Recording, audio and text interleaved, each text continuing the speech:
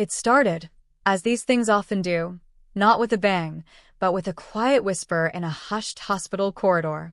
A doctor, kind eyes but mouth set in a grim line, talking about scans, about shadows, about a future suddenly painted in uncertain shades of gray.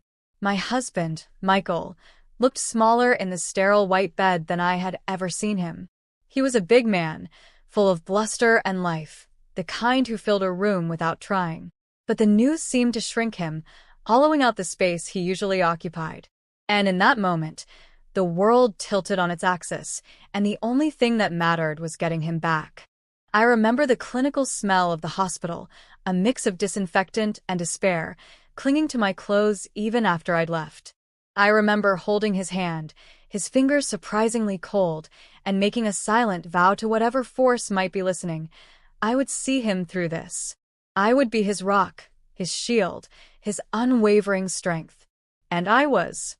Oh, I was. The early days were a blur of appointments, paperwork, and learning a new language, oncology terms, medication names, side effect management. My life narrowed to the four walls of hospitals, waiting rooms, and the frantic, quiet intensity of caring for a very sick man at home. Sleep became a luxury I couldn't afford. My own needs vanished. My identity subsumed by the role of caregiver. I was the one scheduling appointments, the one monitoring his pain, the one cleaning up when he was sick, the one holding his hand during treatments that ravaged his body. Friends would call, asking how we were doing, but really they were asking about Michael. And that was fine. That was expected. He was the patient, the one fighting for his life. I was just me, the wife. The woman in the background, making it all possible. There's a strange, fierce pride that comes with that kind of sacrifice, a sense of purpose so absolute it can blind you to everything else. You become essential, indispensable. You hold a life in your hands, and that power, even in its terrifying context, is potent. We had our moments, of course. Moments of shared fear, of quiet intimacy forged in the face of death. Nights I'd sit by his bed, listening to his labored breathing, remembering the life we had built, the clumsy first date, the proposal by the lake, the fixer-upper house we turned into a home, the years of comfortable, companionable silence. He would look at me sometimes, his eyes full of something I mistook for gratitude, for love deeper than words. He'd whisper my name, ask for water, or just reach for my hand in the dark. And I would be there. Always. The exhaustion was a constant companion, a heavy cloak I wore day and night. My body ached from lifting him, from sleeping in awkward positions, from the sheer physical toll of constant vigilance. My mind was a jumble of medical information and worst-case scenarios, punctuated by desperate prayers. But through it all, that vow held firm. I was his anchor in the storm, and I wouldn't let go. Not for a second. Not until he was safe on shore. We talked about the future then, in hushed tones, filled with cautious hope. Trips we'd take, things we'd do, the life we'd reclaim. It was the fuel that kept us going, the light at the end of a very dark tunnel. He promised me, in those moments of vulnerability, that he knew what I was doing, what I was sacrificing. He said he'd never forget. Words that echo now, hollow and cruel, in the vast emptiness he left behind. They were the foundation I built my resilience on, a foundation that crumbled into dust the moment she walked into our lives, not as a savior, but as a thief. The irony is a bitter pill I swallow daily. I saved his life, and he used that life to walk away from me. The hospital became a second home, a sterile landscape punctuated by the fleeting warmth of human connection. The nurses, the doctors, the other patients, and their weary families sharing knowing glances in the waiting room. It was there I met her, Nurse Emily. She was competent, efficient, with a smile that seemed perpetually fixed, a professional warmth that kept patients at ease. At first, she was just part of the furniture, another medical professional, in the revolving door of his care team. She administered his treatments, checked his vitals, answered my endless questions with practiced patience. I saw her, then, as an extension of my own effort, someone helping me help him. We'd exchange polite pleasantries, discuss Michael's progress, the usual back and forth between a dedicated caregiver and the medical staff. There was nothing remarkable about her, not initially. Just a young woman doing her job, dressed in the standard issue scrubs that blurred one healthcare worker into the next. I was too focused on Michael, on the precarious state of his health, to pay much attention to anyone else. My world was Michael-centric, a tight orbit around his needs, his symptoms, his fluctuating prognosis. As Michael's condition stabilized and he moved into recovery, his interaction with the medical staff changed. He wasn't just a passive patient anymore. He was regaining strength, his personality re-emerging from the shadow of illness. He started cracking jokes with the nurses, engaging in small talk. It was a welcome sign, a signal that the worst was truly behind us. It felt like a victory, hard-won and precious. And Emily was often there, part of the physical therapy team, overseeing his exercises, encouraging him. She was good at it, I'll give her that. Enthusiastic without being overbearing, firm but gentle. I watched them together, sometimes, from a distance, a pang of exhaustion mixed with relief coursing through me. Relief that he was getting better, exhaustion from the relentless demands of the past months. I was running on fumes, my own health and well-being neglected for so long they felt like abstract concepts. I needed rest, time to recover from the recovery. But recovery, I learned, isn't just about the patient's body healing. It's about the ripple effect, the way the crisis reshapes everything around it. As Michael grew stronger, he seemed to lean less on me in the ways he had before. The urgent, desperate dependency of illness was replaced by a different kind of interaction, one I wasn't central to. His conversations with Emily became longer, more personal. They'd talk about her life, her plans, things that had nothing to do with his medical care. I told myself it was just friendly banter, a patient bonding with his caregiver, a natural part of the healing process. After all, she had seen him at his most vulnerable. There was a shared experience there, a bond formed in the trenches of sickness. I rationalized it away, burying the flicker of unease under layers of logic and the desperate need to believe that our shared ordeal had only strengthened our marriage. We had faced death together, hadn't we? What could possibly come between us after that? My own exhaustion was a physical barrier, making it difficult to bridge the growing distance I sensed. While Michael was regaining his vitality, I was still deep in the depleted state of chronic stress and sleep deprivation. I wasn't the vibrant, engaged woman he had married. I was a worn-out nurse, a household manager, a shadow of my former self. I needed time to heal, to rebuild, to find my way back to the person I was before cancer consumed our lives. I thought he would understand. I thought he would see the toll it had taken on me, appreciate the depth of my sacrifice, and meet me with tenderness and patience. I expected us to navigate this new phase together, slowly rediscovering each other in the quiet aftermath of the storm. But he was already moving on, his eyes fixed on a different horizon, one that, unbeknownst to me, included someone else entirely. The house, once our sanctuary, felt increasingly hollow, filled with the ghosts of my efforts and his growing absence, even when he was physically present. The symbolic object of our shared dreams was slowly becoming the stage for my unfolding nightmare, its walls echoing not with laughter or comfort, but with unspoken secrets and mounting tension.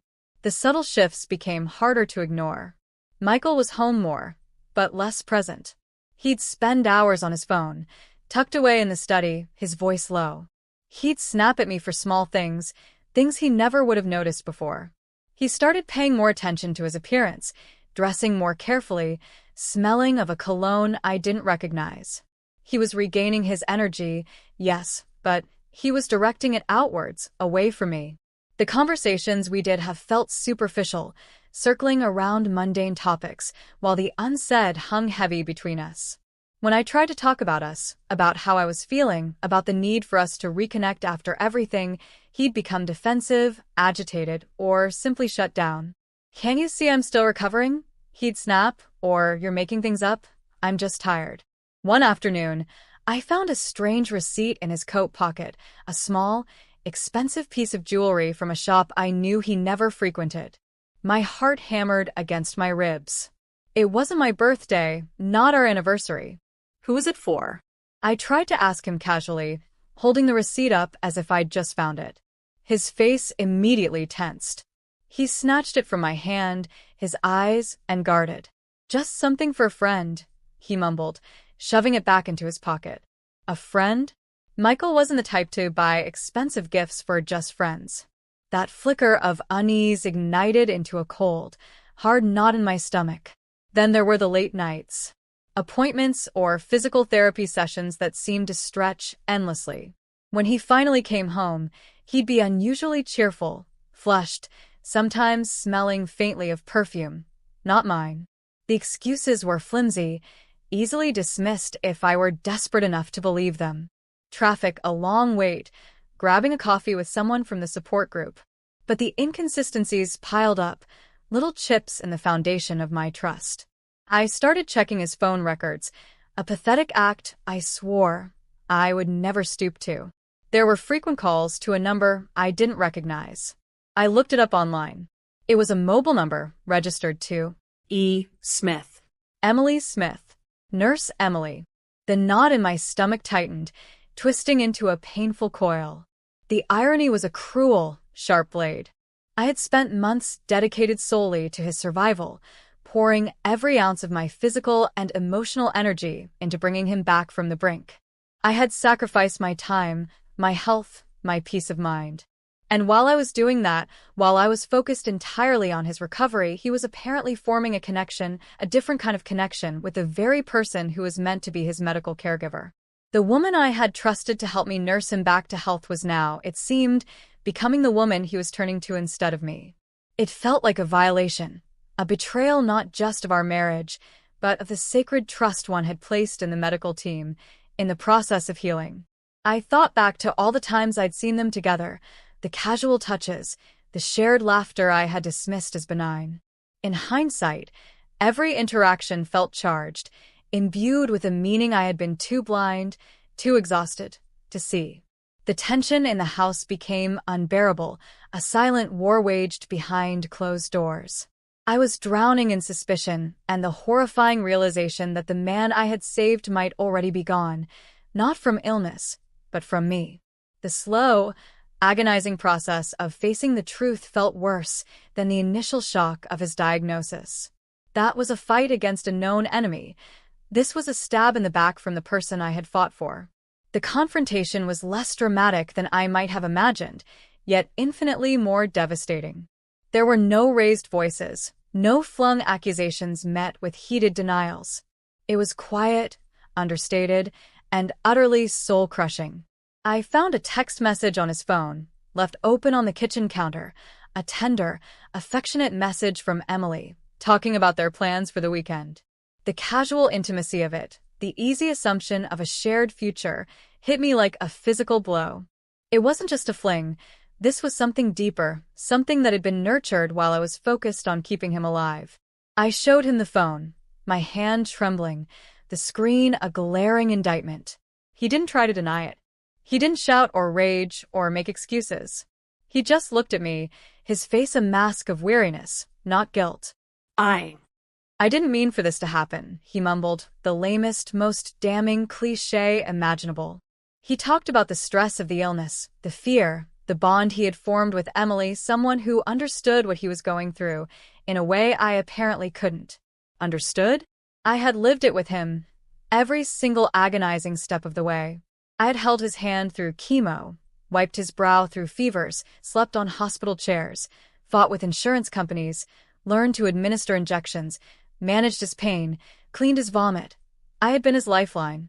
And he had bonded with the nurse because she understood?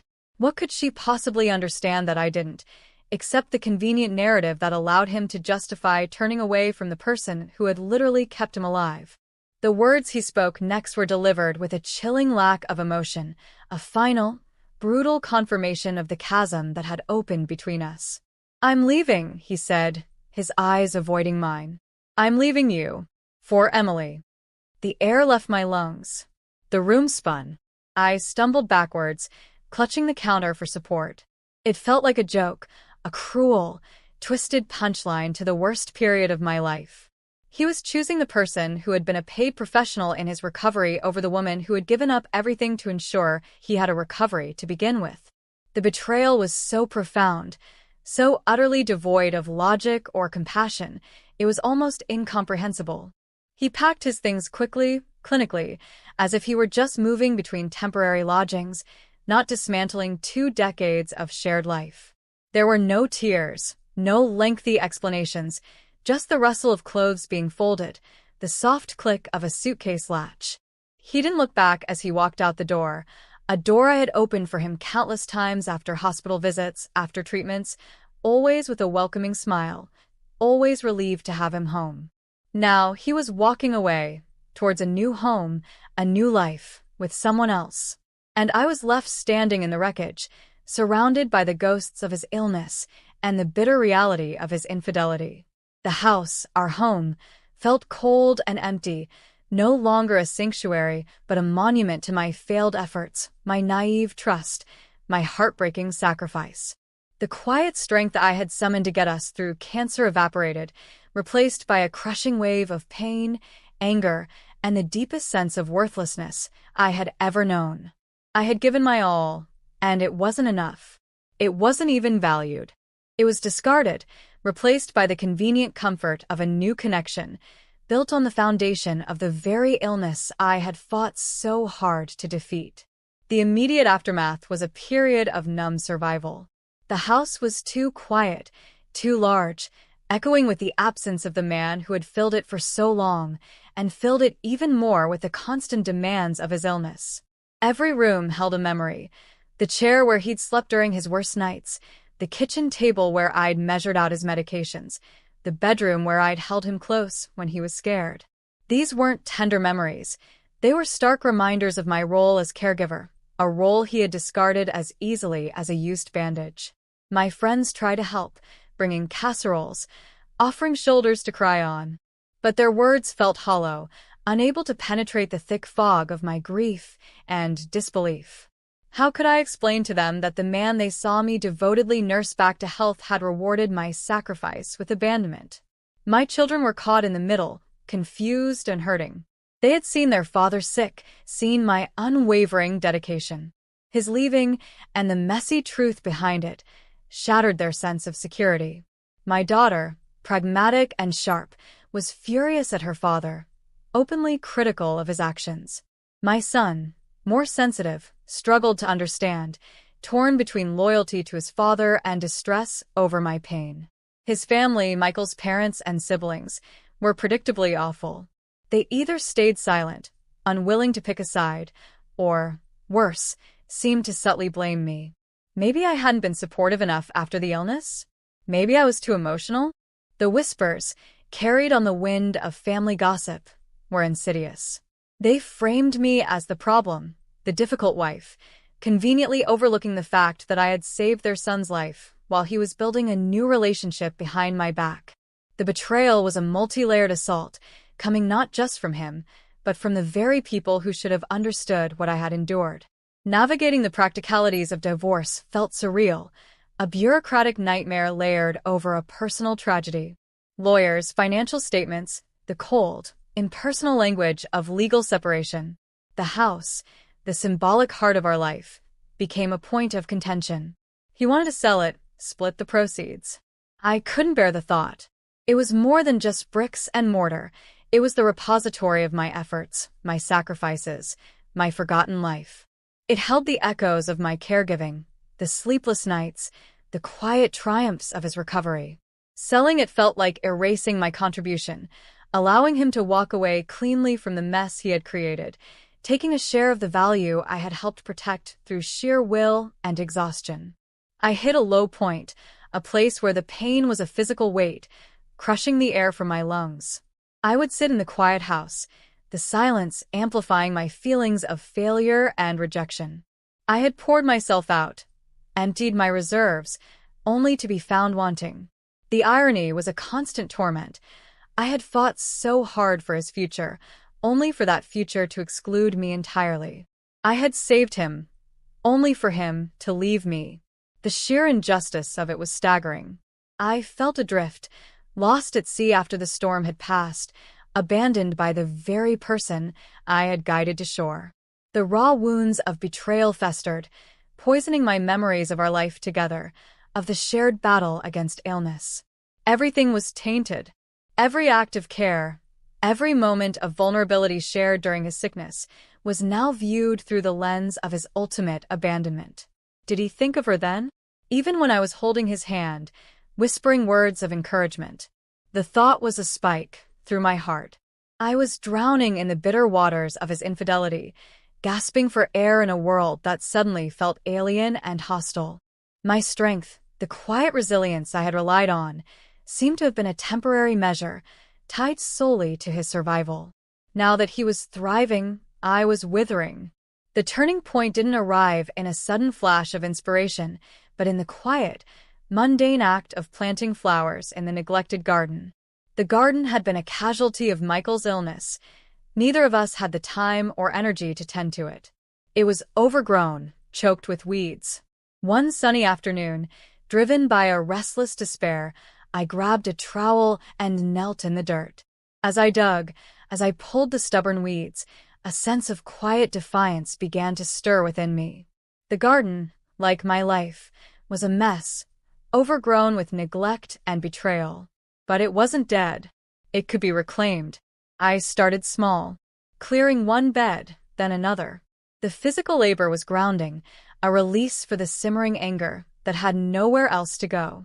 As I worked, I thought about all the energy I had poured into Michael, into his recovery. What if I directed just a fraction of that energy towards myself, towards rebuilding my own life? The idea was daunting, overwhelming, but also strangely exhilarating. I wasn't just tidying a garden. I was preparing the ground for something new. I began to see a lawyer more regularly, a sharp, no-nonsense woman who saw through Michael's convenient narrative and his family's passive-aggressive manipulations. She listened patiently as I recounted the past year, the caregiving, the exhaustion, the shocking betrayal. She understood the emotional weight of it, but she also focused on the practicalities, on protecting my future. She didn't see me as a victim. She saw me as a woman who had been wronged and who deserved justice, or at least fairness. Her strength was infectious. Slowly, tentatively, I started reaching out to friends, not just to vent, but to reconnect as me, not just Michael's wife or Michael's caregiver. I rediscovered old hobbies I had let slide. I started taking long walks, feeling the sun on my face, the world continuing to turn regardless of my personal catastrophe. I was still hurting, still angry, but the pain was no longer a paralyzing force. It was a fuel, a catalyst for change. The house, once a symbol of my confinement and betrayal, began to transform. I started redecorating, painting walls, rearranging furniture, making it mine again. Every change felt like an act of rebellion, a reclaiming of space and self. I wasn't erasing the past, but I was redefining the future within those walls. The symbolic object, the house, was shifting from a monument to loss to a foundation for a new beginning. Michael and Emily were living together now, a detail relayed to me through the grapevine with casual cruelty. The thought still stung, but it no longer crippled me. I had faced down the monster of cancer with him. I could face down the petty cruelty of his infidelity and its aftermath alone. The quiet strength I had always possessed was returning, not for anyone else's benefit, but for my own. The inversion of the power dynamic was subtle but profound. He had left, believing he was moving on to something better, leaving me behind in what he likely saw as a diminished state. But in leaving, he had inadvertently freed me, forcing me to find a strength I didn't know I had, a resilience forged in the fire of his betrayal. I was no longer defined by my role as his caregiver, but by my capacity to rebuild, to thrive, to find life again on my own terms. The legal battles dragged on, tedious and emotionally draining. Michael, perhaps realizing the depth of the hole he had dug, became more aggressive through his lawyer. He questioned my financial contributions during his illness, suggesting I hadn't been managing things properly while he was sick. The audacity was breathtaking. He was trying to rewrite history, to paint me as incompetent or neglectful, anything to deflect from his own actions. His family occasionally surfaced with veiled threats or advice that always seemed to benefit Michael. But I held firm. I had kept meticulous records during his illness. Every bill paid, every insurance claim filed, every expense covered while he was unable to work. My lawyer used it all, presenting a clear picture of my financial stewardship during a crisis, a stark contrast to his later recklessness and infidelity. There was a deposition, a cold, sterile room where I had to recount everything under oath: the diagnosis, the caregiving, the exhaustion, the slow dawning of suspicion, the devastating confirmation. Facing Michael across the table, seeing his discomfort as I calmly laid out the timeline of his recovery and simultaneous deception, was a strange mix of pain and vindication. He avoided my eyes, squirming under the weight of his own actions presented in plain, undeniable language. His lawyer tried to twist my words, to imply I was bitter, unstable, fabricating details out of spite. But my lawyer was ready, presenting medical records, financial statements, timelines that corroborated every single point. The truth, cold and hard, was on my side. The most difficult part was talking about Emily. Not her name, but her role. Describing how the woman I saw as a helper had become the instrument of my husband's betrayal, how the professional bond had morphed into something that destroyed my marriage. It was humiliating to say it out loud, to admit the depth of the deception. But as I spoke, calmly and clearly, focusing on the facts, the raw emotion began to dissipate, replaced by a growing sense of clarity and resolve. This wasn't just about getting a fair settlement. It was about reclaiming my narrative. He had tried to make me the villain, the hysterical wife who couldn't cope. But by speaking my truth, backed by irrefutable facts, I was dismantling his lies, piece by agonizing piece. During this time, I stumbled upon a support group for women whose partners had left them after a serious illness or injury. It was specific, niche, and heartbreakingly common. Hearing their stories, the similar patterns of neglect, the justifications used by their partners, the feeling of being discarded after pouring their all into caregiving, was validating and empowering. I wasn't alone. This wasn't just a personal tragedy. It was a pattern, a cruel consequence of the immense pressure and life changes brought on by serious illness. It didn't excuse Michael's behavior, but seeing the larger context helped me understand it, not as a reflection of my worth, but as a failure of character on his part, perhaps amplified by the stress he had been under. The house remained my anchor. I continued to work on it, planting more flowers, painting rooms, making it feel less like a relic of the past and more like the foundation of my future. It was a tangible manifestation of my progress, a space that was entirely mine, free from the ghosts of betrayal and the demands of caregiving. I was rebuilding not just a house, but a life within it. The slow, steady process of reclaiming my home mirrored the slow, steady process of reclaiming myself. And as I grew stronger, more confident, the power dynamic continued to shift. I was no longer the pleading wife or the discarded caregiver. I was a woman standing on her own 2 feet, grounded in her truth, and ready to face whatever came next. The future, once a landscape of shared dreams, was now an open, uncharted territory, and for the first time in a long time, the prospect felt less terrifying and more like an opportunity. The divorce was finalized eventually, a stack of papers marking the official end of a significant chapter of my life. It wasn't a triumphant victory, not in the way you see in movies. It was a quiet, understated conclusion to a long and painful process. The settlement was fair, largely due to my lawyer's diligence and my own meticulous records. I kept the house.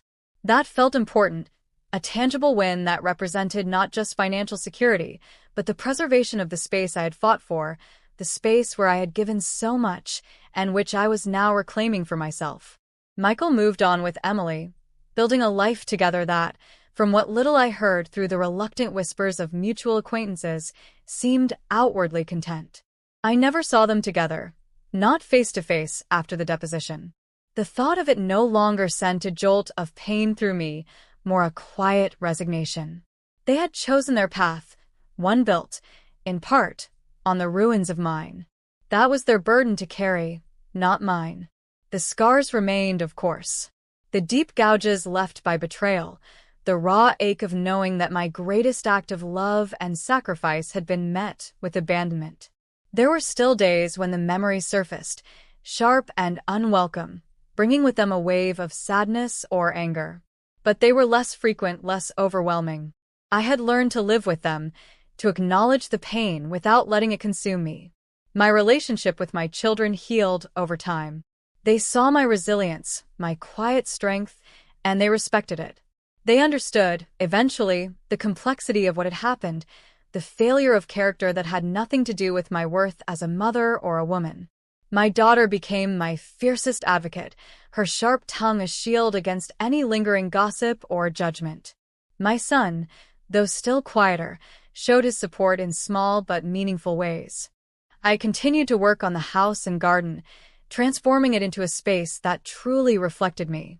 It was a quiet process of healing, one plant, one brushstroke at a time. The symbolic object of my past pain had become the symbol of my future strength. I wasn't the same woman who had knelt in that hospital corridor, making a desperate vow.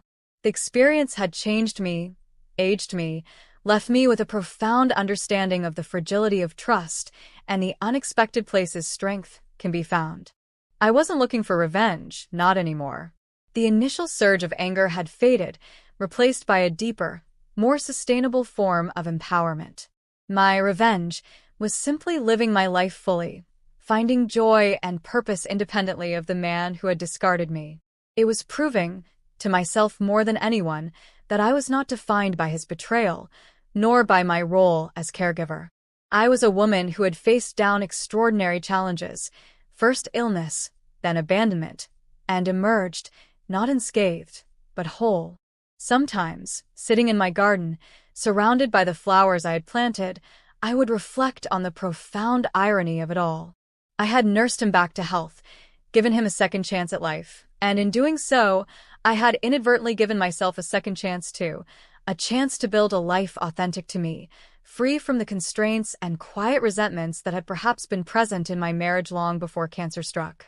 The betrayal had been devastating, dark and painful, but somehow, through the wreckage, I had found a light, a path towards a redemptive future. It wasn't the future I had planned, or the one I had fought for during those long, agonizing months. But it was my future, built on my own terms, strong, independent, and finally, truly mine. And in that quiet, personal reclamation, I found a peace that no amount of external validation, or indeed, betrayal, could ever take away.